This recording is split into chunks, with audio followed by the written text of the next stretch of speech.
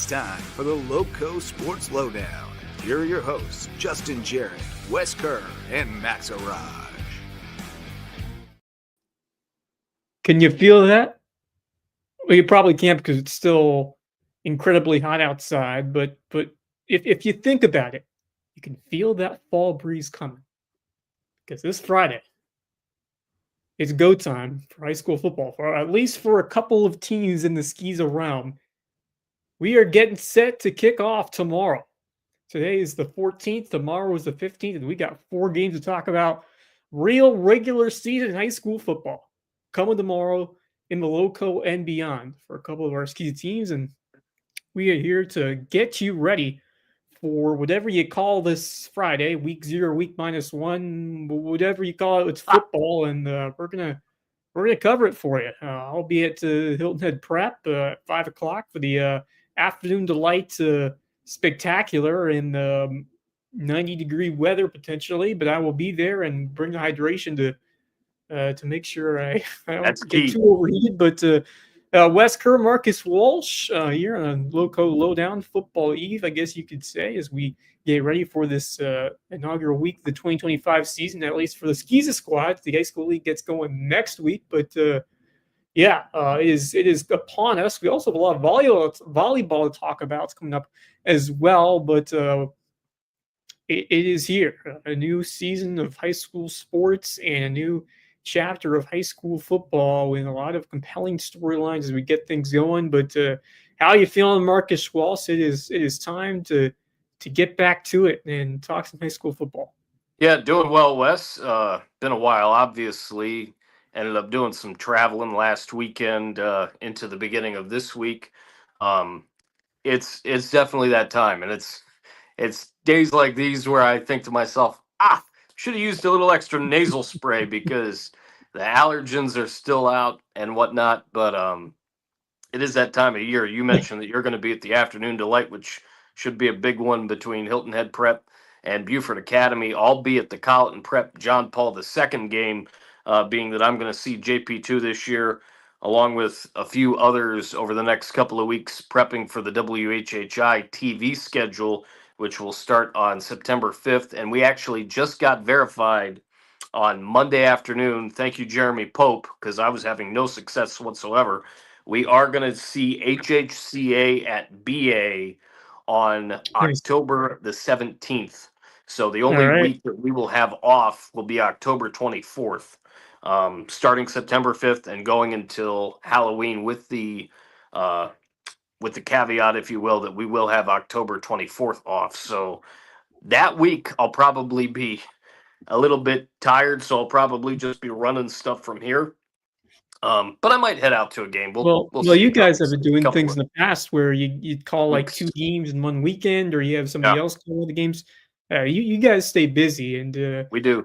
Yes. You make sure to catch as many Lowco teams as possible, even on your off. Which is what a trained broadcaster has to do, even when they're not on the call, because you got to make sure you're informed and know how these teams are doing in advance of some games that you're going to call. But are there any that you have really circled? Obviously, the Halloween showdown at the end looms large, but I mean, obviously, just taking a look at the beginning of the schedule, and we're going to certainly see about getting myself, Daniel Court, on Talk of the Town a myriad of times this year, talking football as well.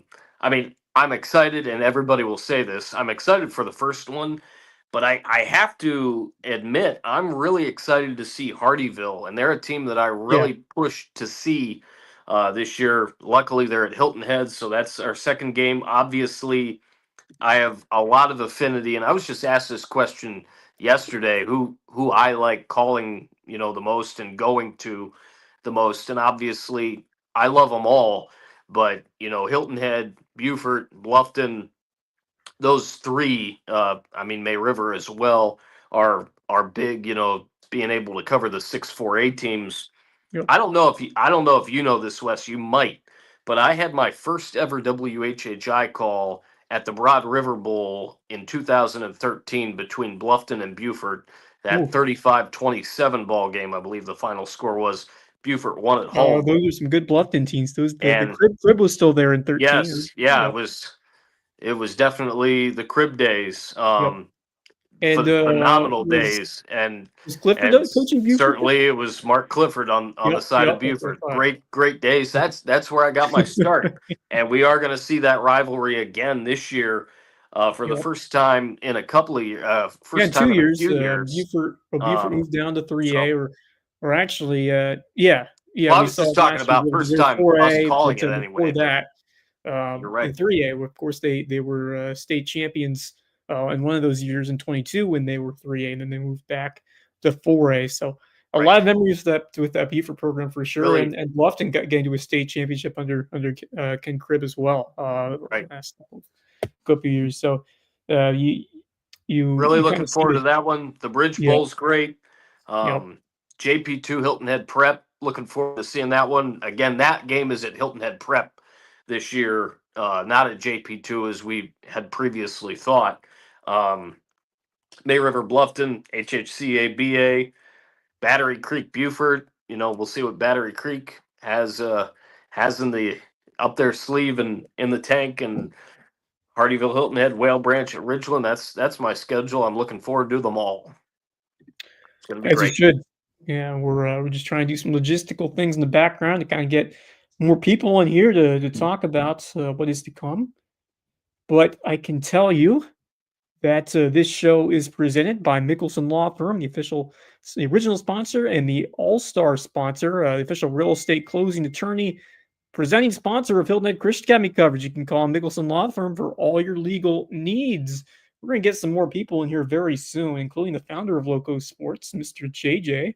Will join us in a second, who has been pretty busy getting the school year started over at Hardyville High School. But as you mentioned, a lot to be excited about with that Canes program with Arthur Gardner, who has made a good impression early, and I'm looking forward to seeing what he does. You I was mentioned very how impressed pumped with you to him. see this Hurricanes team, and they got a tough schedule. I think they play Hilton Head early on in the year. They have some tough opponents throughout the Lowco that they're going to test themselves against early.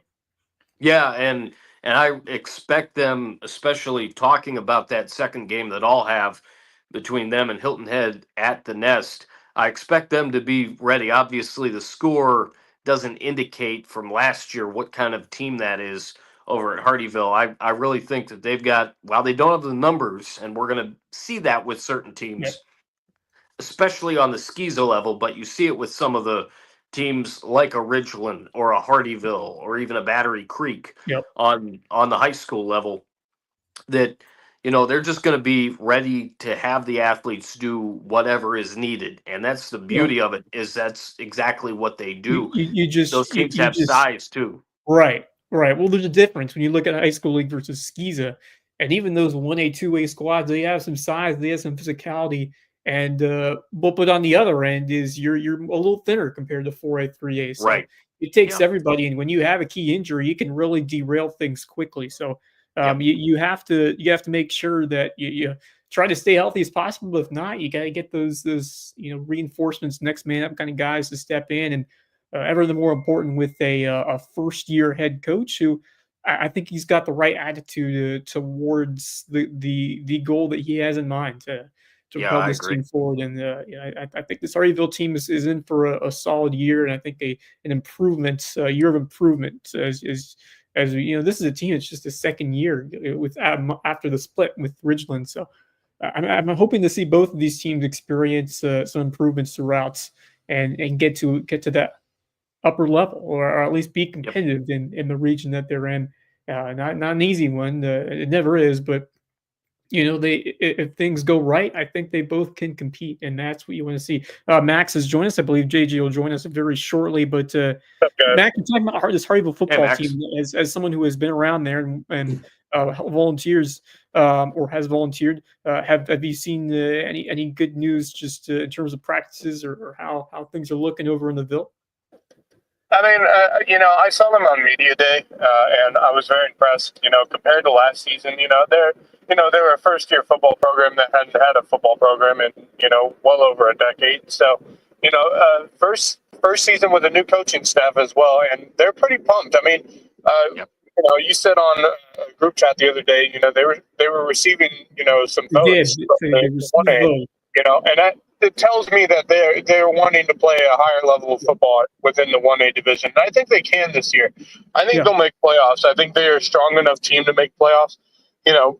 Bamberg is going to These be in there days, too. as long as you don't finish in last place, you have a good chance of getting in. But Yeah, I think Hardyville's good. I think Ridgeland's one of those teams to really keep an eye on.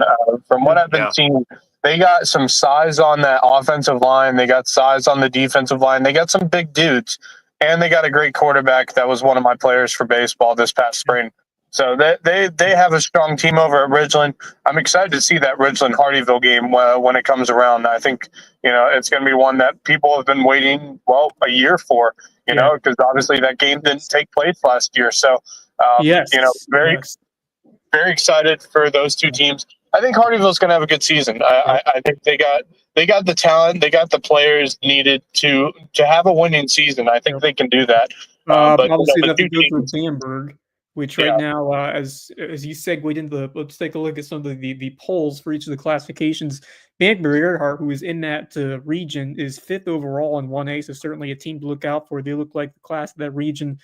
Abbeville, number 1, Cross, Louisville, Lakeview, Bamberg Earhart, your top 5.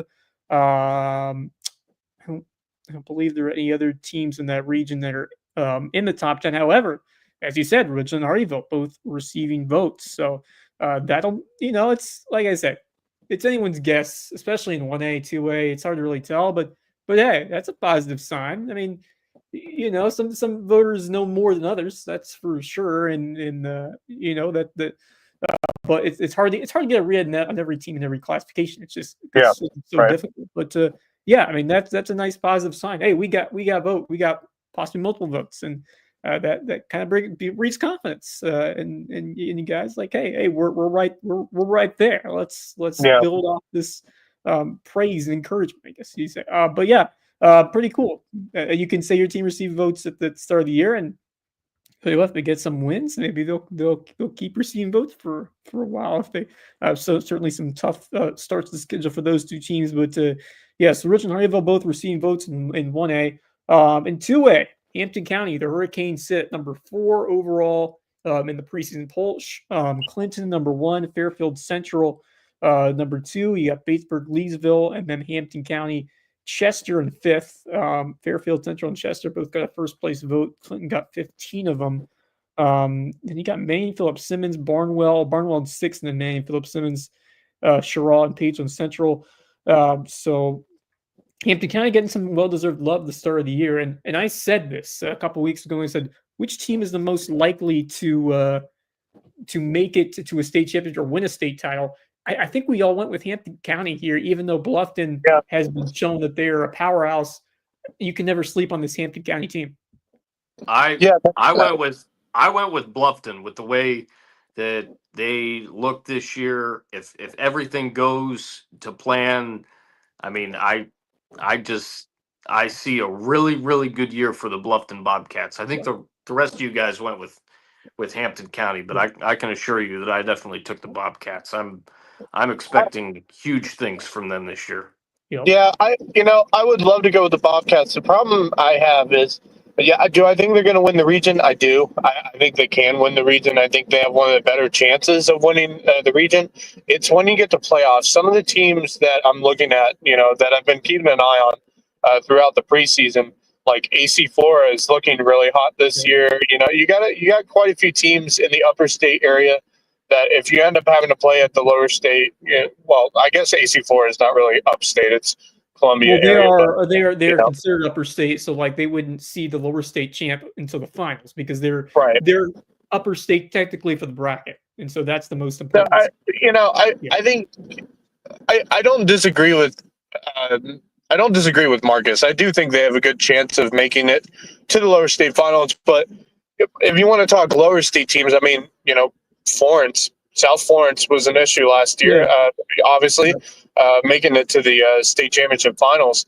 So South Florence Yeah, I think it's an easier road for Hampton County, if I'm being honest. I mean, there's No not doubt about that. there's not a there's not a lot of terrible teams in 2A. I mean, there's some pretty good teams. Yeah, I mean, That you got Hampton, Batesburg, Louisville, yeah, Barnwell, Philip Simmons. So there are pitfalls in the I playoffs. would And I would say the I'll game. tell you what, they were close. The game they lost to start the playoffs, they easily could have won and made a run after that. Yeah. But it goes to show how thin the margins are. And I think with an improved Yeah. team and some lessons learned from that year, and you still bring some key guys back, Singletary among some others. You lose Terry, but you still have some guys up and coming. And this is a team that can reload because they've got good coaching staffs, a great nucleus in there. These guys know how to win. And even though they lost that first round playoff game, I feel like they're going to be primed to do something bigger this year. And maybe the expectations could be lowered a bit just because, after a season like that, that first season, so much hype, but then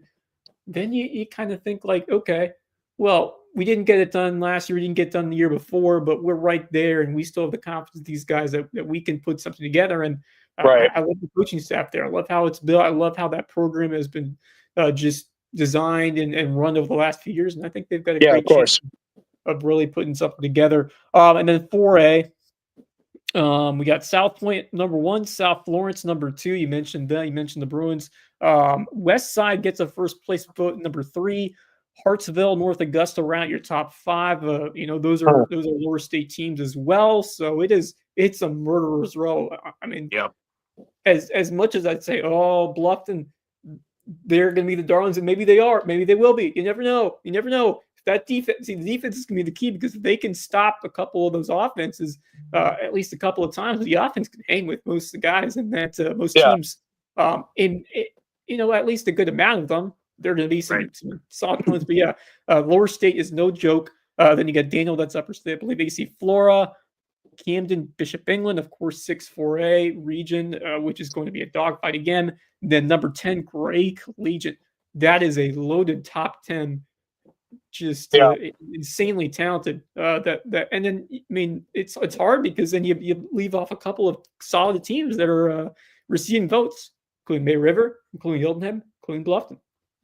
Yeah, and I think it's one of the reasons why I didn't choose Bluffton over Hampton County. I think it's just because that 4A division is just so stacked with so many teams. But I think Bluffton's got a chance. I mean, yeah, like you said, if that defense can play good defense throughout the year and can hold up some of the offenses that they play, I think they have one of the best wide receiver duos in the 4A division right now with Amari Patterson and Carnell Warren. That's going to help them out a lot. But it's not just those two. You got Cordell Hawley in the backfield. I mean, they got a really solid potential high scoring offense. If you can get that defense to play well, this team could have a real shot at making a deep run in the playoffs.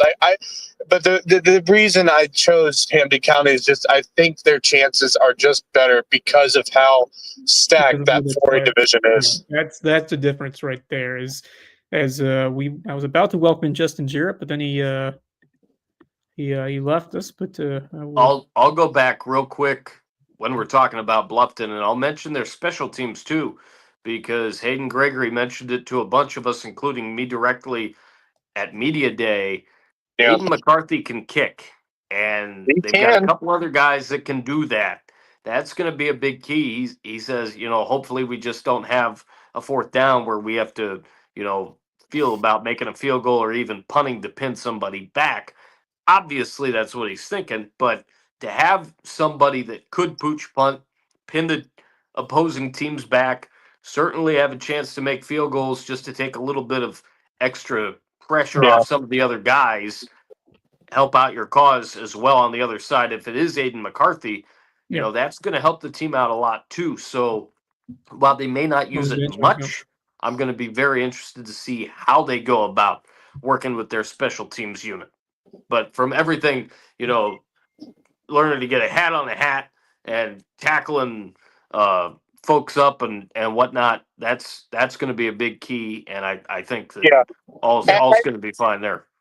They had good special teams last year too. If they had to kick a field goal, they could kick a field goal. So I'm not really worried about special teams. I think if you're Bluffton, your biggest worry is I think all of our worries is how is the defense going to play this season? I think that's the biggest worry you can have for Bluffton right now, because they look like a really solid all-around team. They just lost some key players on defense from last season that you're wondering who has stepped up to fill those holes in the defense. So that's just a big if that hopefully we can see within the first 2 weeks as to what the defense may look like as the season continues. In a way, defensively, they kind of remind me a little bit of Hilton Head, based off what BJ Payne was saying too. With the majority of the defense, he knows what they're going to have. It's a couple of key spots here, a couple of key spots there. Well, they it's put that together. Plug in those extra pieces, those critical guys who can put a defense over top, or help put a team over top, and that's what Payne did last year. I mean, that was what made Hilton Head overachieve the way they did, and win that playoff game at home, and put together a terrific year. Why can't they do it again, though? I mean, they suffered a couple of key losses on that side of the ball, but I still believe in that same mentality for Hilton Head this year, and you got Jarnecki, a tremendous ball carrier, coming back. I like the guys on offense who they still have, and it's just a matter of, can you plug in those extra pieces like what we saw last year from BJ Payne. He does it better than anyone else. Although I think give the one thing. Yes. Now you can debate about that all day, and maybe that's for another episode, or just talk amongst ourselves. But Bryce Librant, I think that's the big wild card team this year. What are we going to see from Buford this year? Because that's the key question. I mean, this is a team that, as I just mentioned, won it all in 2022 and was competitive in 2023. And then last year took a big step back, mostly because of injuries. Which Buford team do we expect to see? I expect to see this team take a big rebound towards where they were years ago with what Lowdown can do as head coach, and with some of those skill guys that are still in that Buford. I think this team has a lot to prove this year, and I expect them to come out hungry and ready to go. I agree with you, Wes, and that's what Bryce was saying, from the shoot when I was talking to him as well. Just that he really likes the identity of the team. They're loose. They like to have fun. They go about it. They take their business seriously, but they don't take themselves too seriously, which I think is the kind of team that you want in this type of a situation. I see Buford taking some big steps forward. I see them certainly improving vastly on that 2-win total from a year ago. It's going to be interesting, though, because you still have the three-headed monster of May River, Hilton Head, and Bluffton. 6-4A, as we all know, is very, very top heavy. And Bishop England. Can't forget Colin County either. They could be a spoiler as well. And then I've been talking and hearing stuff from over there in Colleton and what Kinloch has been doing. That's not a team you can overlook as well, because they've been putting together some important pieces to that team, and last year they were competitive, and I expect them to be an even more competitive squad as we get towards the start of this year. Colleton County, I think this, a few years out of potentially, if everything goes right, potentially being a big factor. I think that we've seen from other sports, especially softball and other basketball has been very competitive, baseball as well. So can they put football in that right direction? And I still think that this program is on the right track in doing so. I mean, you look at some of these region results, certainly they were outmatched by a decent amount of squads last year, and certainly were not very competitive. But you look at what is capable of this squad, I think that they have a good chance of being competitive in more games and having a chance of stealing. I mean, if you can steal one from those four, that's a win in of itself as you continue to improve on the team. I think you certainly can't sleep on this Colleton team, and I think that Kinloch has been doing a commendable job of what he has done to build this program up and to further solidify some of those key components on this team, because I think Colleton is a few years away from really being a potential contender going forward in this region. I think that there's so much talent all around there that I think once they put it together, they're going to be dangerous. And there's no easy game in this region, especially you look at those 5 I think Bishop England still comes into the one, and I think has been proven by where they are in the rankings, but not by much. I mean, and you can make a case for, honestly, you can make a case for Bluffton, obviously. You can make a case for Hilton Head. I mean, I was about to say, yeah. you can definitely make a case for Hilton Head. The one thing I think BJ Payne has going for him right now is he's got experience on that starting roster, and he's got depth too. We were talking with him at Media Day. He has, I think, like 70 kids or something like that on his team this year. And that's not including kids that may have shown up the first week of school to play football. So like he's got depth, and the school is now really getting behind the football team because of what they did last season. So I really think BJ Payne has got a team in Hilton Head that, people think as, that dark horse team again. Especially if they make playoffs, they could be that dark horse team that people are like, "Whoa, where did this team come from?" Remember how they competed in the first couple of minutes against was it South Florence, who they South bowed out Florence, against? Yeah. I mean, they had a decent lead early, obviously very early. They had a fantastic game against South Florence. It's just South Florence just had so much firepower. That's a good South Florence team. Unfortunately, they're going to be good again, but you never know what can happen. And on one Friday night in the Low Country, and you put yourself in a position to challenge them again. I mean, that's all you can do. And you look at the schedule. You got you open with Stall. That's that's a game that you should perform well in. That'll be a gimme. With Dorchester, that's a tough one. You get it at home, which will. Although actually, wait, never mind. I read the Beaufort plays Fort Dorchester, but you get James Island, and then Aiken, Hardyville. So James Island should be a good test of where they are. James Island. I was gonna say James Island, because it was like you look at the score from their game against James Island last season. It wasn't nothing. It wasn't that bad. I really think if you look at honestly, that game was a lot closer than the score said. The score told you. Because I would give Hilton Head a chance in that game, just because of the experience they have. Tougher on the road. It's on the road. I get that, but I don't hate that giving Hilton Head a chance against James Island. I know it's James Island; they're a strong 5A program, but I wouldn't put past Hilton Head to pull off a shocker. It'd be out of the wazoo, but you got the easy one, Stall to build some confidence. You get tougher than James Island. You got Aiken, Hardyville. Those are games you should win. You got Hampton to build in the region schedule of Bluffton getting it going in the 26th. Probably should be a packed nest. The Bridge Bowl, you got Bishop England after that. If you go 2-0, if you win those Bluffton Bishop England games, watch out. Watch out for that. Honestly, I'm excited to see the Hampton Hilton Head game. I feel like that could be a really strong game. I was just going to mention that from a year ago. If there's 1 week to go over the Hampton this year in the regular season, that might be the week to go. I think I might have to get out. I might have to get out to Barnville for that one. Yeah, I was just going to mention that game last year and talking about what Hilton Head can do to beat some really good quality opponents and kind of sneak their way in, because I remember everybody on that panel last year, you guys and JJ, you all were on Hampton, and I was the lone guy that took Hilton Head. Well, and I think that was the game. Different. Yeah, I think that Hampton County Hilton Head game from last year, that was a game that I think opened most of our eyes towards Hilton Head and how good they could be. And then they started. They went on a run, winning games here and there, and I just we just started talking more and more about Hilton Head, because we just looked at that team and said, if they can beat Hampton County, boy, I can't wait to see what they do in region play, And they did fantastic in region play and blew everyone away. Everyone was stunned to see where Hilton Head was, and when playoffs came around, I think everyone realized this is a dark horse team that could surprise some people, and they did.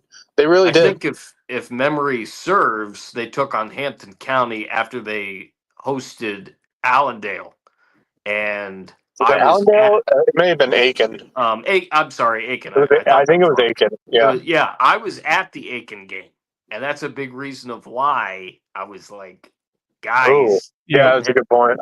Hilton Head's legit. Yep. I watched that game against Aiken. Well, even the loss kind of showed to James Island that this team would be competitive, and then it really came around after that. because then they're able to put together once region play hit and pick up some important wins. And Well, I mean, I look back at last season. I think to myself, I should have seen it from the James Island game, because if you can hold that James Island team to 24 points in a game, even if you lose, if you can hold them to 24 points, you might have something cooking here, you know? Yeah. So, it's I like should the have seen that. schedule, the non-conference or non-region is the same, except the games are flipped home and away. I think the exact same, Right. These opponents are the opponents for this year. But Hilton Head should be a very underrated team again. I'm going to say, because a lot of people are going to sleep on just because they lost a couple of guys, but you just can't sleep on BJ Payne and what he can do for that squad. I think Beaufort's going to be more improved. Bluffton, of course, is going to get all the preseason dazzling hype as they should with who they have on the squad. I think the margins are going to be a lot thinner than expected. It's going to be a ton of fun, but we have a lot more to get to today, and we have some more sponsors to shout out here who continue to support all that we do here at Low Country Sports. We welcome back Hudson Seafood House in the Docks. It's a great place for seafood, sunsets, and cocktails on the island. Presenting sponsor of Under the Bus, which is taking a little hiatus for a couple of weeks for a little summer break, but they'll be back, I believe, next month. Twenge and Twombly, our new sponsor, personal injury attorneys, rare name, remarkable service. And Hilton Island Windows and Doors, Coach Barron, former state champ Hilton Head Prep, improving your view of the Lowco. We had some volleyball to talk about tonight, including a stunner, Max, that you mentioned to me earlier today. Yeah, Hilton Head Christian, I don't know what day it was, but Hilton Head Christian was taking on Hilton Head High School. Excuse me, trying to get my stuff set up to switch over to my laptop. But they took on Hilton Head High School, and Hilton Head Christian takes away the win. I don't have scores. I'm trying to look for them, but I have not found them yet. I'm looking up on the Max Preps. I see nothing at this time, but I do know that the Eagles got it done, which is, a little bit of a surprise, although Hilton Head certainly is not playing at the level that they had a couple years ago, but still, those teams are very talented. The volleyball team continues to produce, and beating Hilton Head, no matter where it is, especially when you're able to do it in that fashion, is very, very impressive. And give credit to Hilton Head Christian Academy side. Yes, it was at Hilton Head. They did it on the Seahawks. Oh, on the road, yeah. I think that's a sign to say, hey, keep an eye on this Hilton Head Christian team. The other thing would be is that volleyball team will be playing SCISA 4A volleyball, so it'll be they'll be playing some tougher teams. And if you can get a win against a team like Hilton Head, I know they're a bit down. But if you can get they might be down, but it's still a very solid program. It's a solid program. So if you can get wins like that, it may be something to watch for as their region play begins. Yeah. There's some more volleyball that happened earlier this week. We got some more scores to track down, including Battery Creek Military Magnet, Carleton Prep, getting their season going as well, and JP2. So trying to run down the rest of the scores of some of these volleyball matches that happened. Obviously, we're just really getting started. Things will ramp up very soon. But it's still pretty busy start to it for a couple of teams, especially SCISA teams. Carleton Prep they played Orangeburg Prep, I believe, tonight, which is at Orangeburg Prep. Still waiting for some scores if anyone has those, and then we'll really get things going next week. So a week from today, we got a bunch of volleyball. Including maybe Bluffton in a non-region affair between two region teams, and then funny how that works. Yeah. So a lot of volleyball coming. We've got a lot of boys volleyball coming as well. So that will be on our radar very, very soon. And but big takeaway there. Hilton Head Christian Academy girls volleyball.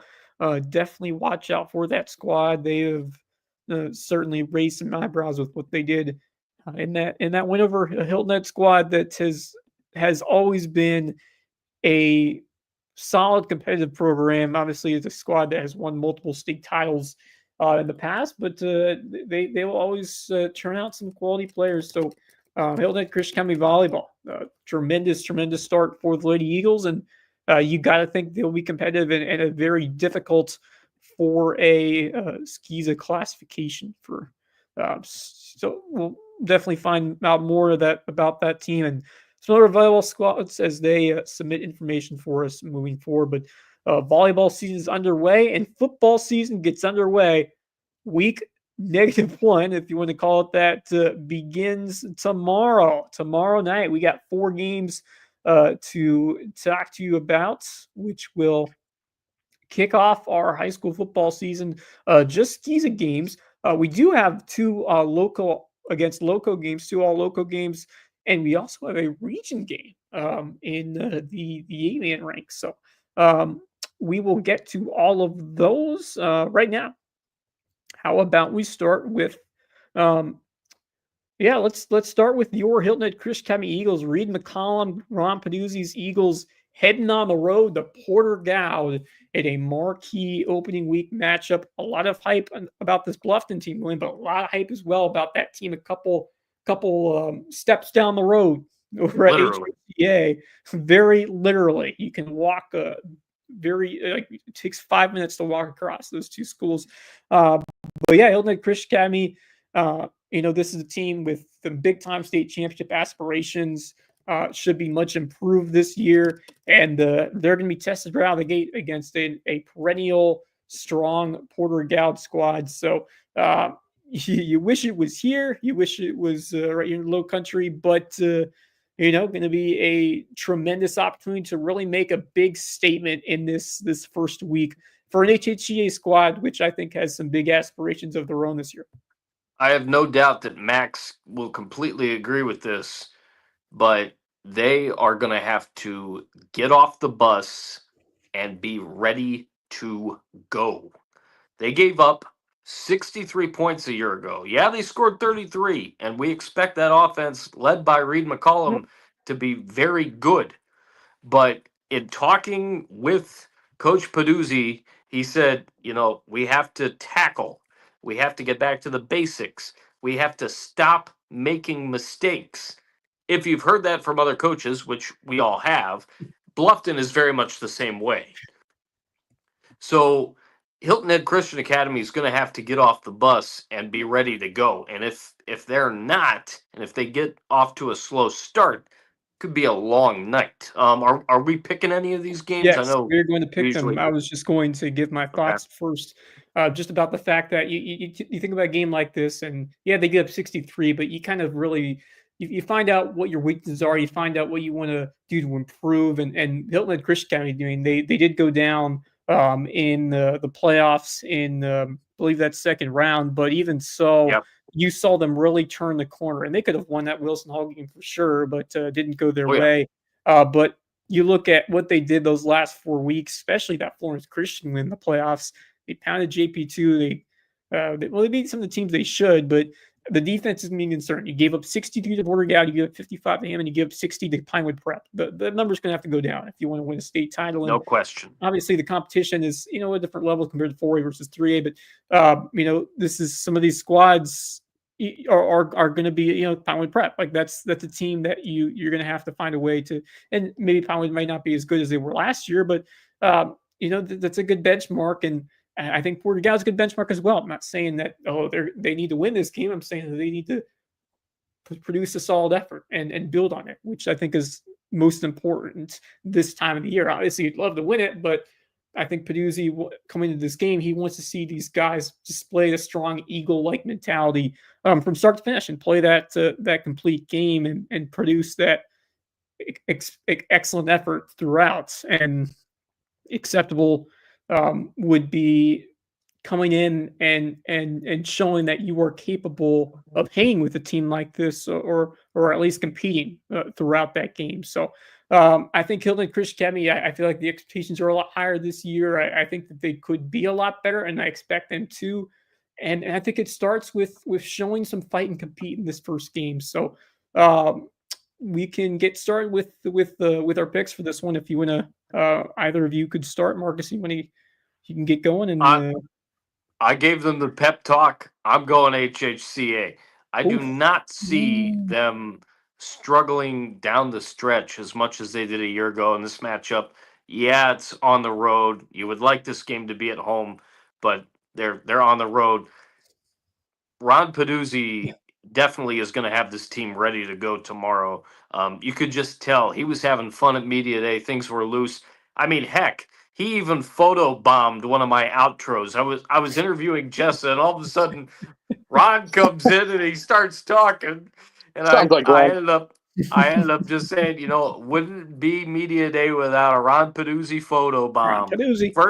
First ever. So he's Ain't no ready one to better. go.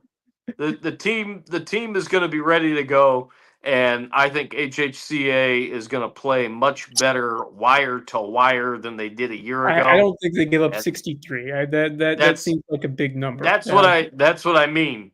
That's a big part of it, because again, you score 33, great, but you can't give up 63. Was that this- scoring this 33 in team the won't. fourth quarter, or was that Most of it came in that second half, to be honest. Yeah, Because there's a difference between scoring a good amount of points in that first half, and then we put the second string in. But I just to say, I mean, you want to see a good performance early, and at least don't get behind by as much as they did that game before last year. Right. Same game against Porter Yeah. Gowns. So, I have HHCA. a little bit. But hey, a bold take right there to go with Hilton at Christian. I'll tell you what, if they can get that one. That would be quite a way to send a statement to everybody in 3A just to start the year if they could take down Porter Gown. It was here at HHJ this year. It is on the road at Porter Gown. So, Max. I think Max left us. Max left us. All right, we'll try to it's get just him back in. Maybe he's having phone issues. Some connection issues, but some connection.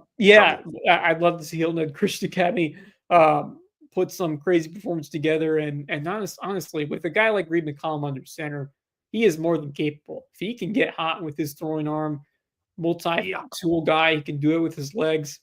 Watch out. And it all comes down to if this defense can make a few stops early. This could be a competitive game. I don't think that Hilton Christian Academy is at that level yet to fully contend with the Porter Gal, but I think it's a competitive game at least. It's much more competitive at least than we saw last year. But I will go with the Porter Gal at home over Hilton Christian Academy in this opening game. But I am very high on this Eagle squad this year. I think they are a contender in 3A. I think they might be right up there with some of the favorites. So, I mean, obviously, SCISA classifications are much smaller than the high school league, but I think Hilton Christian Academy can be right there at the top this year if everything goes well, and I think it will with McCollum under center, and I think with an improved defense, which I hope will render itself a point worth talking about going forward, because I think they can be a lot better on that side of the ball. But a local on local game tomorrow. Carleton Prep JP2. Carleton Prep, really consistent success these last few years. Coach Langdale's done an excellent job with that program, and they have been superb to start the year. These last few seasons, tremendous defensive effort. That's where it all starts, but the blocking has been excellent. They provided some great opportunities for their skilled guys to get open, and they just play really good fundamental football. They are tough to beat, especially on the road, and that's where they will be against JP2. Some solid improvements from that Golden Warriors squad from what we saw last year. I still think they have some more steps to take, but it'll be telling with how they perform in this opening game on their home field. But should be an interesting SCISA rivalry. Carleton Prep, can they do what they have done these last few years? Can they find a way to get right back out there to start a season and put together a good performance? And I feel like we're going to see it again on Friday night against a JP2 team that still trying to find their way with some revolving guys at certain important positions on that squad. But, I think JP2 still has a ways to go. I think Carleton Prep is more refined and primed to to get things going.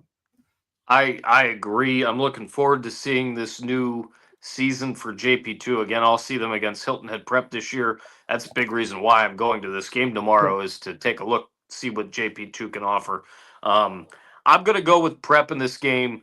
I just think that it's going to take JP2 a few weeks to get things going. They did bring some guys back. Alan Wolf is going to be a huge part, obviously, of the ball club, and the loss of Gem hurts them. I think a pretty good amount, actually, even though they do have, another class coming in and a lot of young guys that were really looking forward to getting the season started. When I talked to them at Media Day, I just think Colleton Prep has a little bit too much for this opener. I'm going to take Colleton Prep over JP2. I expect JP2 to hang in there and make it competitive and to be tough. I just don't think they have enough to withstand a full 4 quarters. If Colleton Prep, go ahead, Max. Just jump. Yeah, I kind of agree with Marcus. Stricklander actually mentioned the other day that this Colleton Prep team is one to keep an eye on. He thinks they're going to be one of the favorites to win that 1A region. He really thinks they got the best all-around team, and if it's not them, Buford Academy might be that other team to watch out for in the region. With that being said, I kind of agree. This is a JP2 team that is very unexperienced. They lost a lot of players. It's, like you said, Wes, kind of a revolving door right now for them. And for them to be playing 3A football right now, it's going to be tough. I see Colleton Prep as a better all-around team than JP2 is right now. Wolf might be, a factor in this game, but I just don't think they have enough to take on a Colleton Prep team that a lot of people are keeping an eye on for what their season could behold. I just think, you look at the line of scrimmage, I just think Colleton Prep's a lot more refined right there. Yeah. They've got some. I think they just they have more experience too. They didn't lose a lot of players from last season either. So I like Colleton Prep in this one. I think at the end, when you get into the second half, I think this Colleton team may run away with it. Wear you down. Absolutely wear a team down. We've seen that, especially in the playoffs.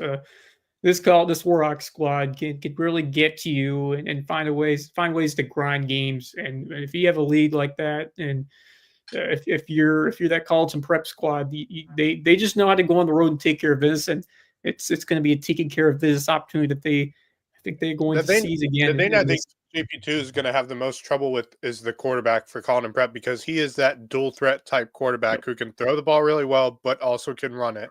He's like a shorter kind of Reed McCollum who can really run the ball. JP2's defense has had trouble stopping the run at points throughout those last couple of years, especially this past year. JP2's defense has not been able to find that consistency that they'd like to see. And Colleton Prep, just the way they run offense with the blockers in front of the guy you mentioned under center, who has just been a tremendous focal point of that squad and of that attack. And I expect Colleton Prep to really have their way at the line of scrimmage and roll from that point forward in this game. And I would love to see JP2 find a way to stay afloat early. But this Colleton Prep team certainly has the experience, especially with those upperclassmen you mentioned, and then some guys who are just ready to seize the opportunity, go out on the road, in a hostile environment and play your game. And they know how to do that. Yeah. And should happen in this first week for the Warhawks. I think that they're going to be a tough team to face for anyone to face in 1A, and it could be a big sleeper team in 1A in general if they're able to really execute throughout as once we get into those big games. So I will go with Colleton Prep as well. Now for the afternoon delight in C5.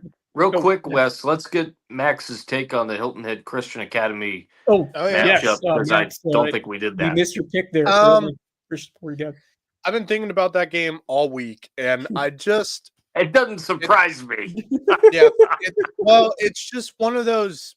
It's one of those games where I looked at the last season. I was at the game last season between Porter Goud and Hilton Head Christian, and it was a close game going into halftime. But Porter Goud just had too much and pulled away in the second half, and really pulled away in the second half.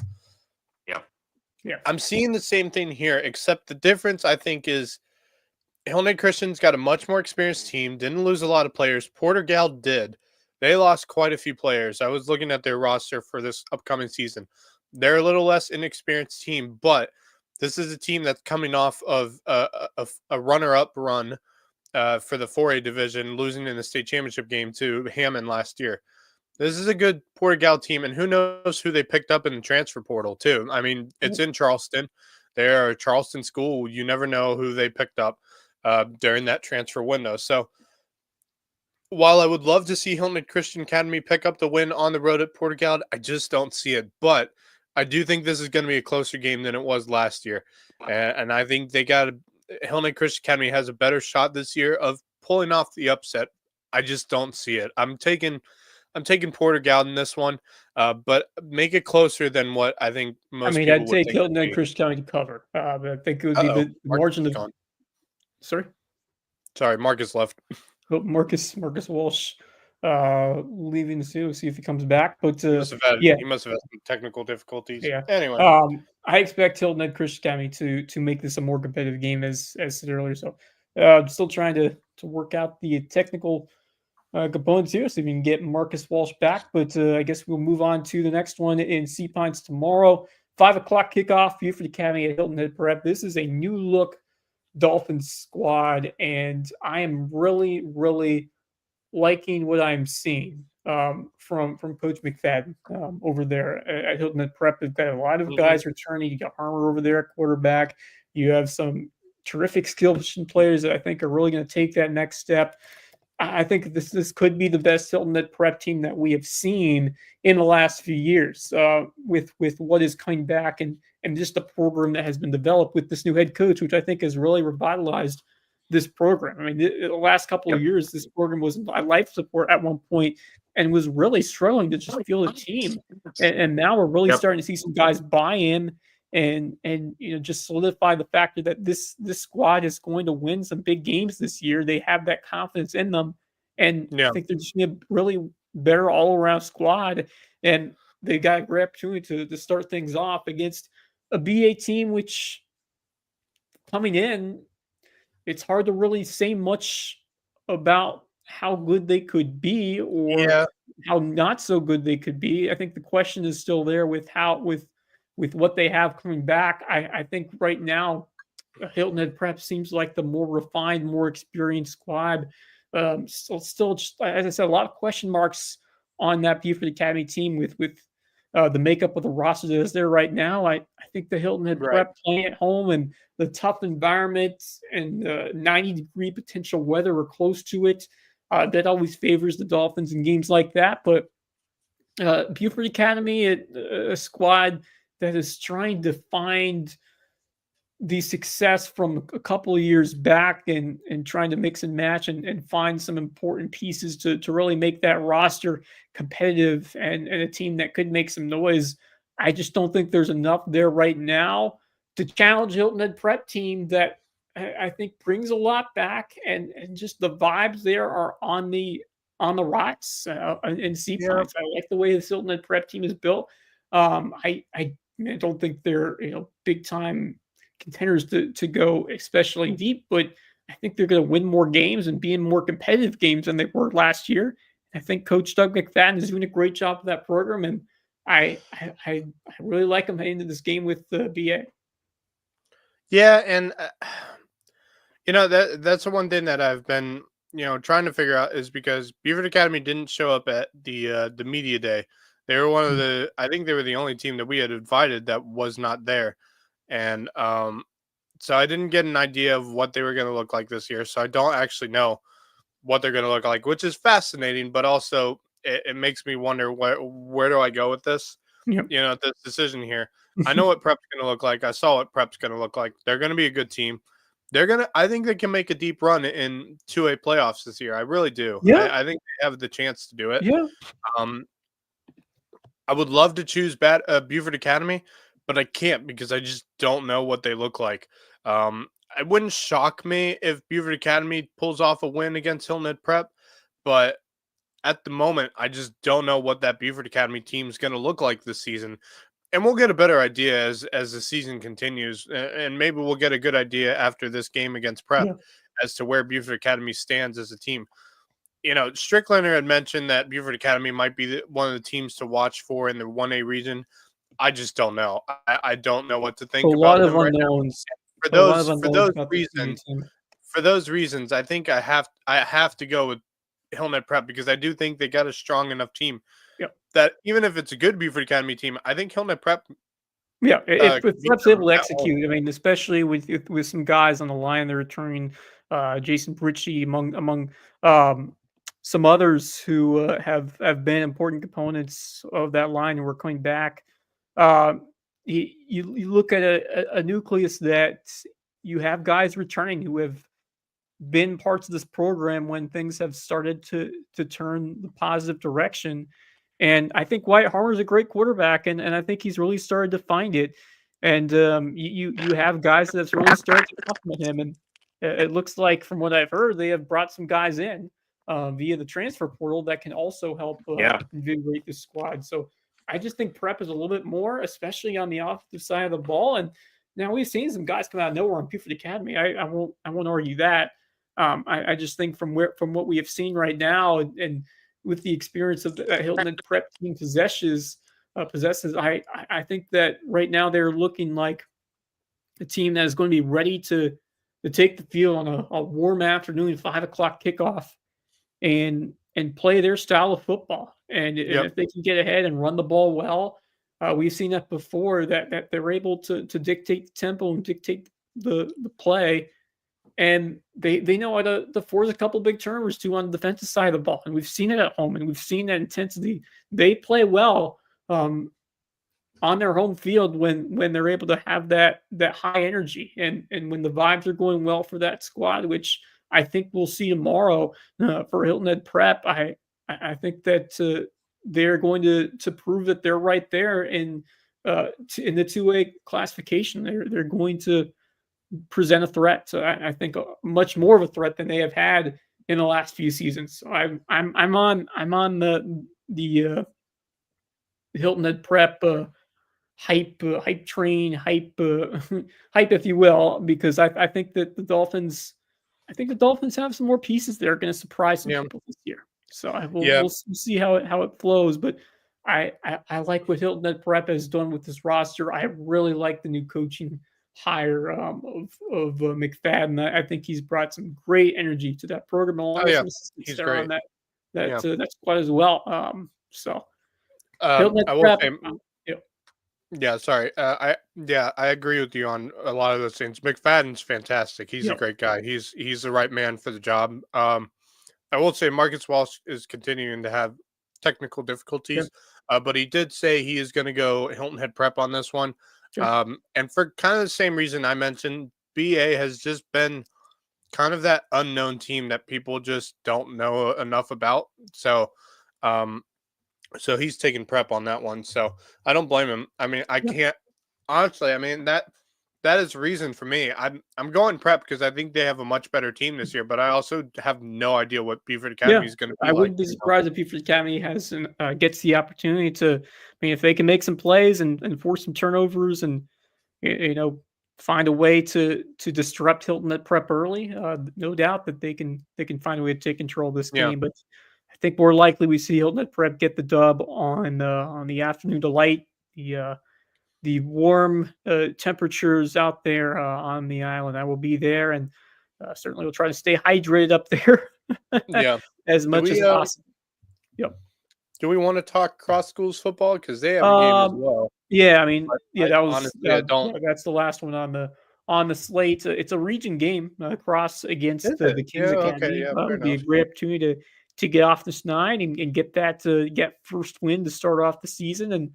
And Cross Schools has been a team that trying to find that right direction. 8-man. We saw them get that big win last year to put them in the right direction. Can they build it now into the 2025? And no doubt those kids work hard over there to put themselves in a spot to compete to win games. And I would love to see the Stingrays succeed at an even better spot, succeed at an even better clip this year compared to what we saw last year. So I think they've got a great opportunity, and getting that first win that really changes the whole complexity once you get that first one under your belt. And they beat Conway Christian last year 62-28. That was an important one to end a skid for them. Got back on their winning ways, and would love to see Cross find a way to put it together. Now this is a team that they lost to 58-6 a year ago, so. Certainly rosters change. Certainly things will change from year to year, but Things can happen. Things can happen. Yeah. Yeah, for sure. Because they were at media day, and I was really impressed with the answers some of the players were given, and I was, really thinking that they're pointing themselves and putting themselves in the right direction. I think they're gonna get there. It's just gonna take some more time for them. I want to go with Cross here, but Canes Academy is usually a solid 8-man program. They used to be a solid, 11-man program at one point too. So I'm gonna have to go with Kings Academy on this one. But in the back of my mind, I'm just I'm waiting to see that first. Yeah, I'm going to see how Rico McCoy does. He apparently was a former Tampa Bay Buccaneers recent player, or at least he used to play for the Tampa Bay Buccaneers in the past, and he also played with the Winnipeg Blue Bombers. He has some professional experience, and that goes a long way. Good to have. It's good to have. Yeah, for sure. For sure. Yeah, I'm intrigued to see what Cross does this year. I think they can get some more wins this year. I think they got the team to do it. Do I think they're going to make playoffs? I don't know yet. That's like one of those things where you just have to wait and see how it goes down for them this year. But I have high hopes for them. It's just, I think if they really want to be successful, it's going to take some more time for them to get there. It takes a decent amount of time to build a program up from where it is, but I think McCoy is going to go into it with his head in the right mindset. And I think obviously you have to embrace the challenge if you take this role, and he's going to accept that opportunity, and would love to see him succeed. I mean, if he can get a couple of wins against squads like this, I mean, that's a huge improvement, and that's a big accomplishment. Right. So I'd love to see, just Cross find a way to stay in this game and play some admirable football, because if they can do that, I mean, you can talk about winning this game, which would be awesome to start the year, but more so than that, you want to see them play the right way and play up to a solid level, and then you build it and move forward. So you just got to take it game by game, week by week basis, and continue to improve the squad you have around you. And I think Rico McCoy, with the pro experience that we mentioned, and just the experience around the game, that's only going to help you as you move on. Also, formerly at the University of Tennessee, so some big time experience, and that says something for those players, for those kids. When you're playing for someone who has seen the game at the highest level, that brings some just some big time prestige, and just that confidence that we know that this guy can help us succeed, and I think these kids are gonna really buy into what he's teaching and really encouraging for these young kids. So looking forward to see what Cross does. This is a region game, and certainly this could change everything if they find a way to get this one in the win column, but certainly a tough test at a Kings Academy team who took care of them last year, and love to see Cross win this game. I'll also go with the Kings Academy. So those are our 4 games to open the season on this week. -1, I will be at Tilton at Prep at 5:00, and just pumped. Always am pumped that first week. Just watching football and see these guys get out there and compete. There's nothing like it to get that energy, that adrenaline pumping, and then you go out there that first week and you take the field and you just go from there. It's always an awesome time to get back out there for that first week of the year, and do the same thing with high school league coming up a week from now. But let's round the show out and give you our last sponsors. Base Hit Life is your baseball and softball themed apparel. You can live your best base hit life at basehitlife.com. Dr. Ambrose Cole, the official chiropractor of LowcoSports. You can find him at Rid Living Wellness in Bluffton. He'll get you feeling right, mind, body, and spirit. Reverence Wrestling Club, the official wrestling sponsor and presenting sponsor of the Lowco Grind. Barefoot Floor Care of the Low Country. Floor is so clean your feet will thank you.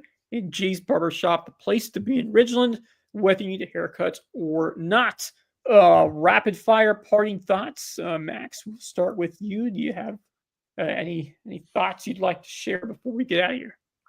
I did see, I guess it was yesterday, that the Portland Trail Blazers have been sold to the owner of the Carolina Hurricanes.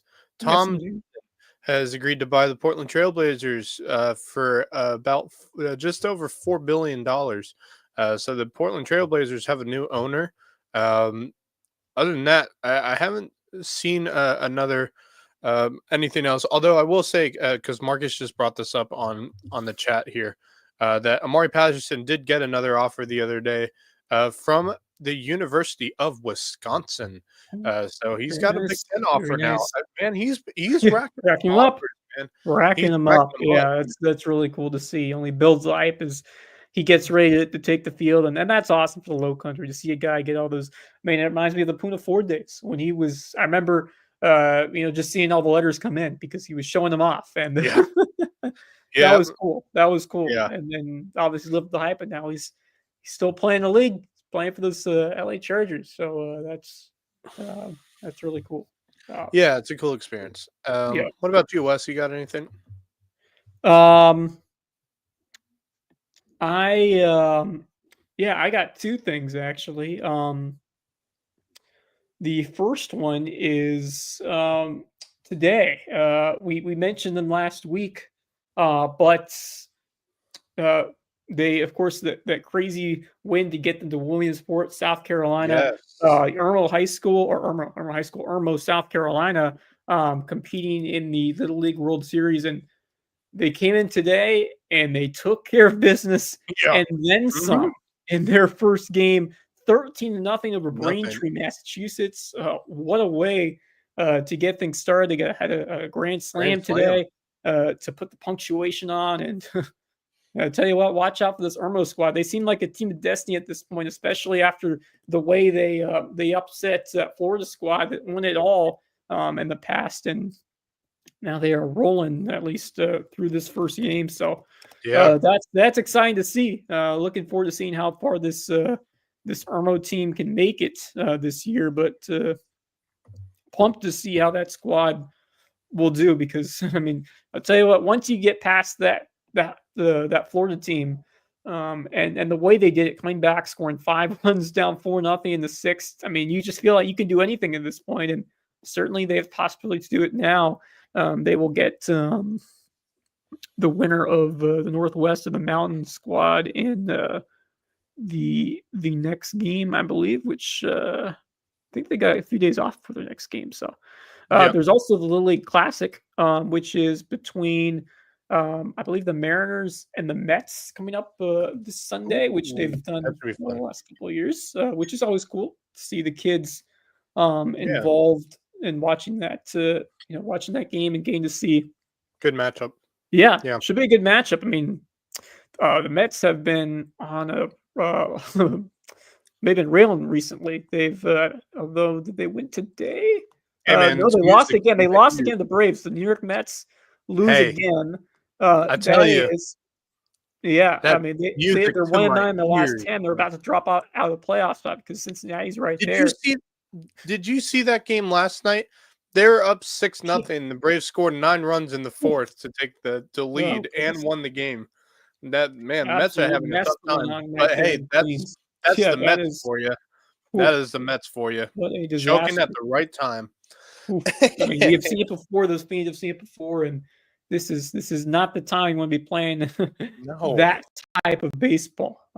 Especially when you're in contention for and especially when you go on the deadline and make some moves. The deadline, you try to improve this team, and now things are falling apart at the worst possible time. And just especially you took a lead into the 8th inning and couldn't hold it down. And those Atlanta games are games you need to win. The Braves are not having a good season, so nope. I mean, now you got to go against a strong Seattle team that is playing some great baseball and looks like they're going to be a playoff team this year. So I tell you what, though, as a Braves fan, getting to watch the Mets choke against the Braves is the best thing on planet Earth. Always it fun. Is the greatest. And I love it, especially because it just happens around the same time every year.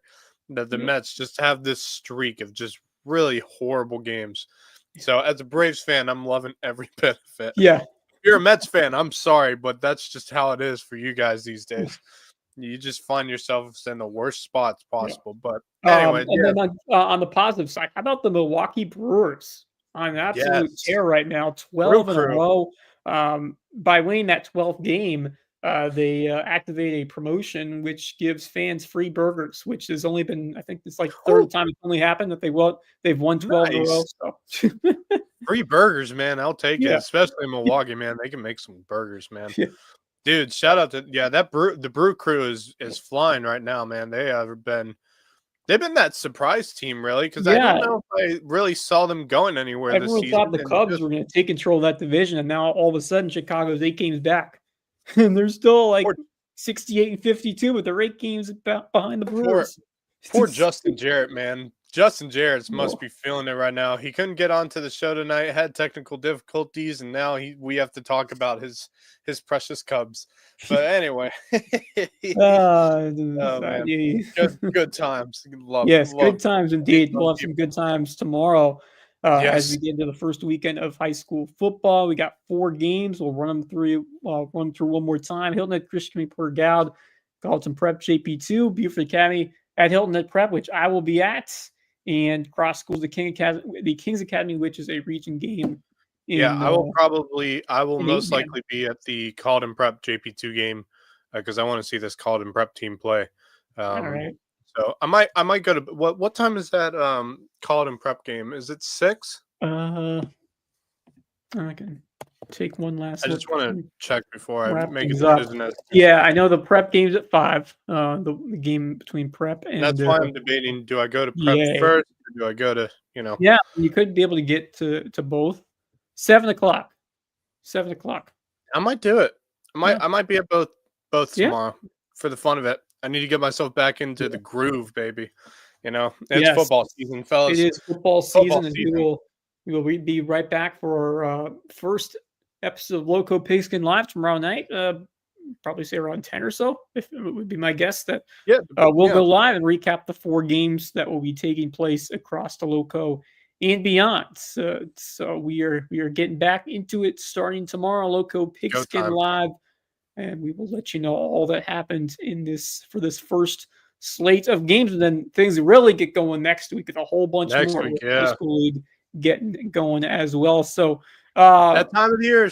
Yes, that time of the year. It is here. It's here. I'm excited. I'm pumped. I'm ready.